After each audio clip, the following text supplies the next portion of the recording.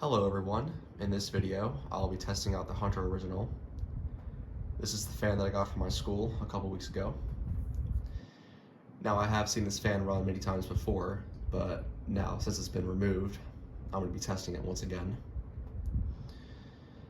I got it all hooked up. Let's see if it runs. I'm going to hold the motor so just in case it makes a big torque so it doesn't roll off the table, I'm going to be holding down the motor. All right, the switch is on.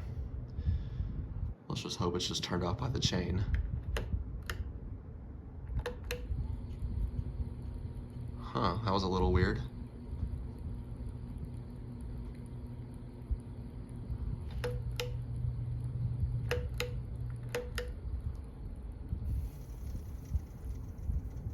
Okay, I pulled the chain once. The first time, nothing happened.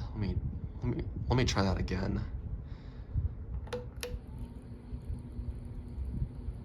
Okay, that should be high, medium, low, off. Okay, that performed good. Trying to find the reverse switch. All right, just flipped it up. Now let's see how it does in reverse. Yeah, it's spitting out some dust and debris. I need to clean this fan out.